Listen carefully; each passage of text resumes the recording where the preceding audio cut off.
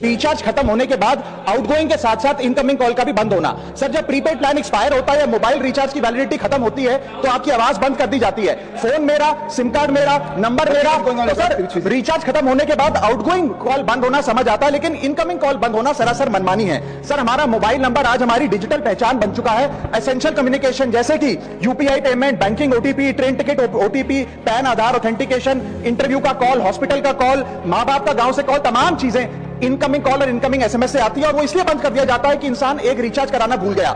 Sir incoming call बंद करना is not stopping of a service, ये हमारे राइट टू कम्युनिकेशन को स्टॉप करने जैसा है। सर जैसे आपका आधार कार्ड इसलिए एक्सपायर नहीं हो जाता कि आपने डिटेल अपडेट नहीं करी, या आपका बैंक का खाता इसलिए बंद नहीं हो जाता कि आपने मंथली डिपॉजिट जमा नहीं किया, या आपका वोटर आईडी इसलिए सस्पेंड नहीं हो जाता कि आप एक चुनाव में वोट डालना भूल गए। ठीक उसी तरह आपका मोबाइल नंबर इसलिए सस्पेंड और डीएक्टिवेट नहीं होना चाहिए कि आप एक रिचार्ज भूल गए। सर मैं सदन में फ्री आउटगोइंग की मांग नहीं कर रहा, फ्री डेटा की मांग नहीं कर रहा, लेकिन इनकमिंग कॉल फैसिलिटी की गारंटी होनी चाहिए। मेरी 3 स्पेसिफिक मांग है। पहली, प्रीपेड मोबाइल कनेक्शन में इनकमिंग कॉल और इनकमिंग एसएमएस कम से कम 1 साल तक कंटिन्यू रहे, चलता रहे from the date of the last recharge, ताकि एसेंशियल कम्युनिकेशन चलती रहे। दूसरी, deactivation of the mobile number after 3 years. ऐसा ना हो कि आपका मोबाइल नंबर किसी को आपका मोबाइल नंबर बंद करके किसी और को अलॉट कर दिया जाए। कम से कम 3 साल का ग्रेस पीरियड देना चाहिए from the date of the last recharge. And third demand, mobile operator should introduce a low cost incoming only plan. वो लोग जो सिर्फ इनकमिंग के लिए फोन रखते हैं उनके लिए, जैसे कि 10 रुपए में 180 दिन की इनकमिंग कॉल की फैसिलिटी, इस प्रकार की